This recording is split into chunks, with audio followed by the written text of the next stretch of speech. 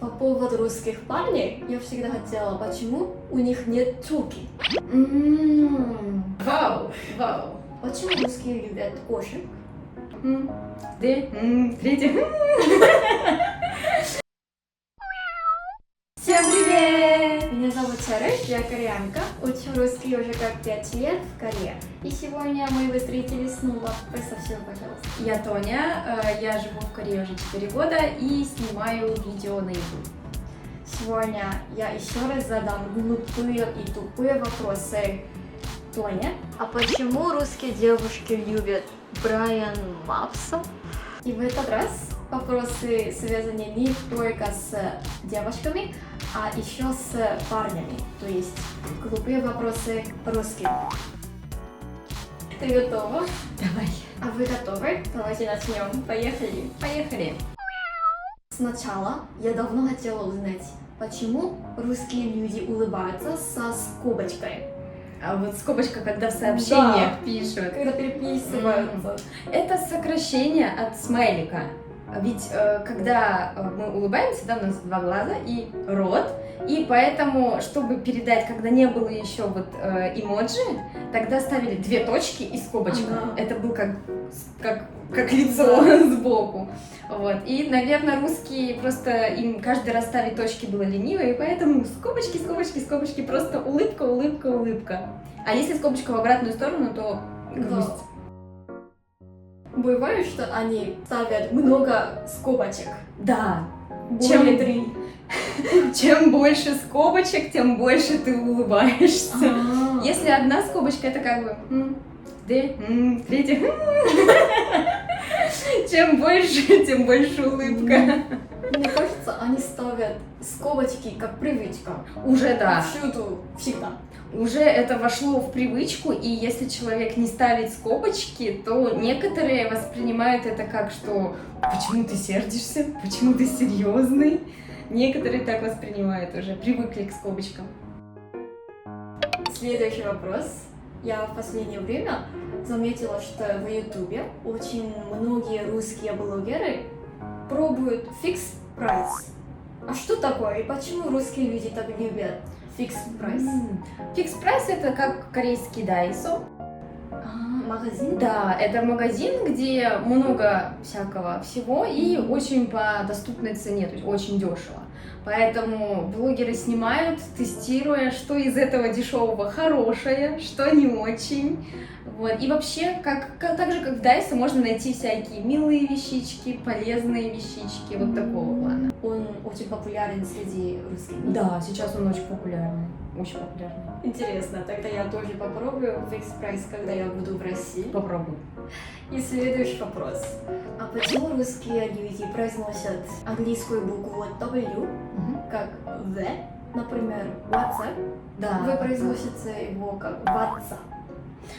Ну, потому что русские в своей речи, да, если они не общаются с иностранцем или так далее, они иностранные слова переделывают в произношение русское, да, то же самое, как Samsung,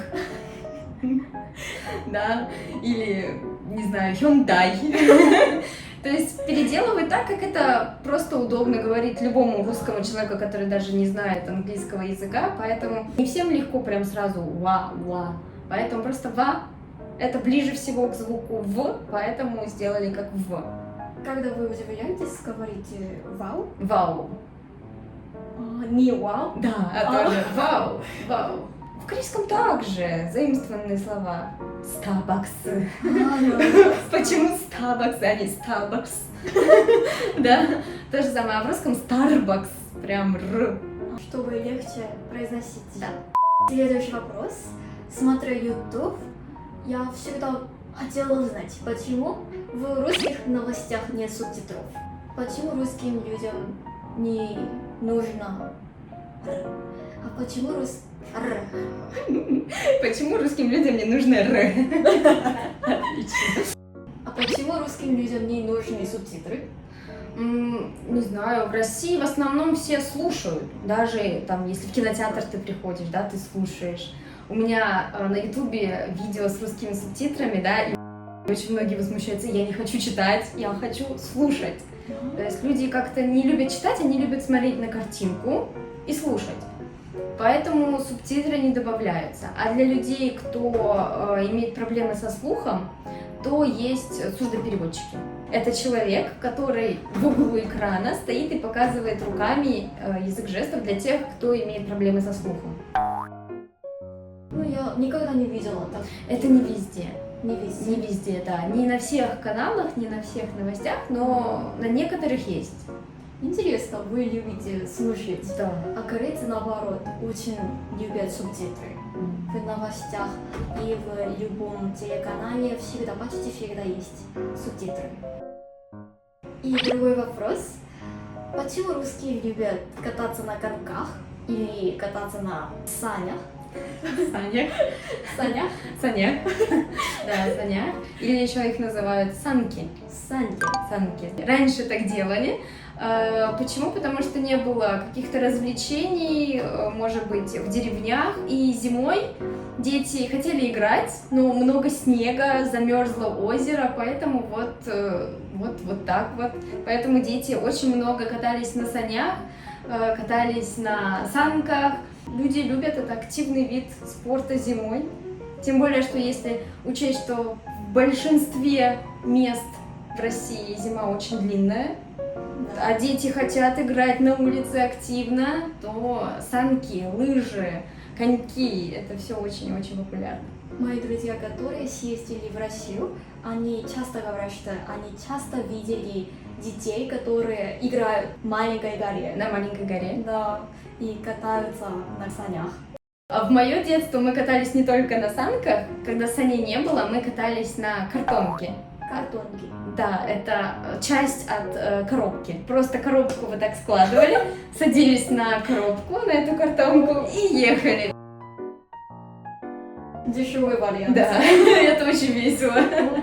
Другой вопрос. А почему русские женятся и выходят замуж так рано? Наверное, все-таки это пошло с исторических времен, с прошлого, потому что когда женщина не имела силы, то она могла состояться только тогда, когда она выходила замуж. Да, поэтому и зарплата у женщин была меньше, поэтому, когда она была одна, то она не могла, как сказать, жить хорошо, обеспечивать себя достойно.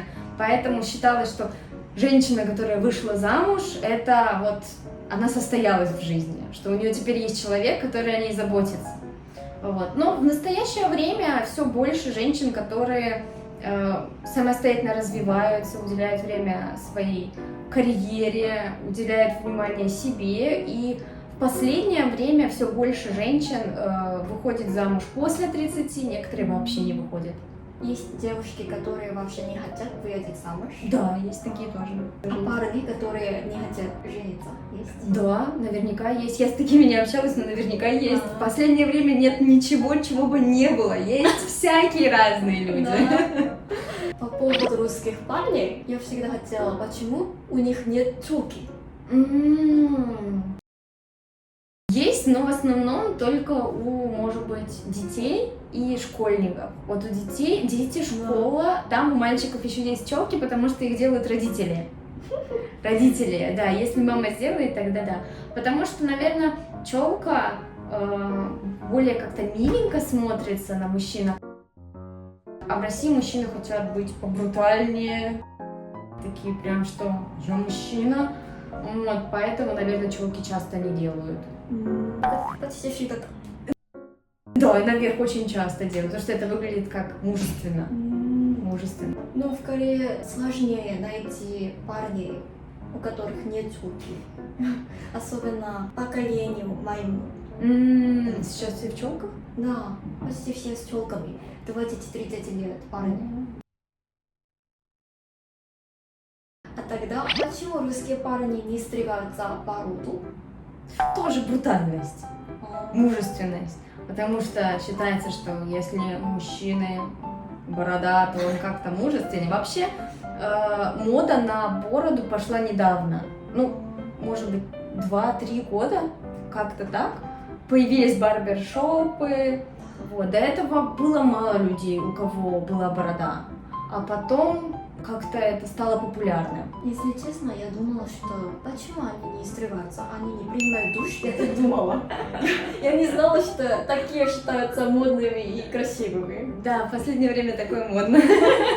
Если посмотреть в историю, то раньше, когда были цари, тогда у бояр была борода, как бы это было как уровень статуса. А потом, когда Петр I посмотрел, как Европа, тогда он сказал всем, нужно стричь бороды. Вот. В тот момент как бы все стали стричь бороды. Вот. А сейчас обратно вернулись.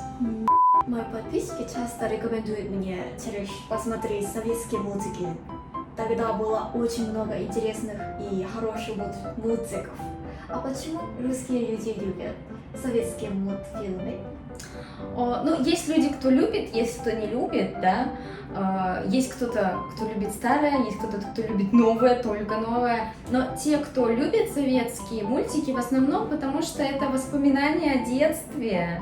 Это какие-то твои воспоминания, когда ты был молодой, и когда ты смотришь эти мультики, ты уже знаешь, чем закончится, ты все знаешь, но ты как-то вспоминаешь те ощущения, когда ты был ребенком и смотрел их, вот как-то так.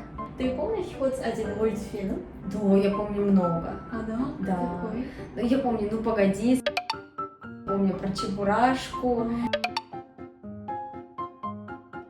Я помню мультик про Варежку. Там у девочки, она очень хотела собаку, и у нее была варежка, и она представляла, что варежка — это собака. К тому же обычно еще советские мультики вспоминают, когда появляются дети, потому что хочется передать как бы культуру, какое-то наследие, поэтому показывают советские песни, старые мультики, чтобы показать, на чем выросли мы. На чем выросли мы? Потому что многие считают, что если ты узнаешь, что я смотрела в детстве, то ты лучше поймешь меня. Я знаю одну песню. Какую? Днем рождения. Это из Чебурашки, Да. А следующий вопрос. Это я давно хотела вас спросить. Почему русские любят кошек? Я на самом деле посмотрела в интернете, потому что я сама не знаю. Я без понятия, почему так. Вот. И в статье, которую я прочитала, там было, что кошки хороший психолог, что их легко содержать, что они хорошие собеседники, что они помогут, подскажут, но в то же время они ненавязчивые, за ними проще ухаживать, да, их не нужно постоянно выгуливать. Как-то вот очень много всего, поэтому все вот так сложилось. Почему они предпочитают кошек, чем собак? Вот по всему перечисленному, что я только что сказала. Потому что их легко держать, они миленькие. Вообще они выглядят миленько тоже. Кошечки такие миленькие. Ну, скорее, мы заводим собак больше, чем кошек. Да, и всегда удивилась. Да. На самом деле, мне казалось, что в России тоже много собак, пока я не посмотрела статистику в интернете, где сказано, что в России, оказывается, кошек больше. Да. Да, люди чаще заводят кошек. Очень интересно. Очень интересно. Кто у вас? Расскажите. У вас собака или кошка? Да, расскажите. А у меня есть кошка. А у тебя? У меня никого. У меня была кошка, тоже кошка. У меня был кот, но он сейчас остался в России. Какие имена дают русские кошкам обычно? В основном самый пушистик, пушистый. Что-то было, сейчас, одну секунду. Можно назвать кошку как Димой или Вовой, Дима, Анной? Ну, это страшно, это странно очень звучит. Если и называют, то больше там, может быть, Лиза, Оливия, какие-то немножко европейские имена. Вот такого. Вова. Иди есть, Вова, сидеть. Это очень странно звучит. У меня были знакомые, у которых кошку звали Дымок. Дымок. Да, дым. То есть какие-то ассоциации, и в основном это либо с породой, либо с цветом, может быть, с характером, как-то вот так связано. Такого тоже очень много. Вот сегодня я расспрашивала у Тони очень много интересного, и мне очень понравилось. Мне тоже очень понравилось. Я надеюсь, ответы были более-менее нормальными. Да, опять-таки, это только мое мнение. Я постаралась найти также информацию в интернете. Поэтому, если у вас какое-то другое мнение, и вы можете чуть по-другому ответить на этот вопрос, обязательно оставляйте комментарии, оставляйте. Нам будет интересно почитать. Напишите свое мнение в комментариях.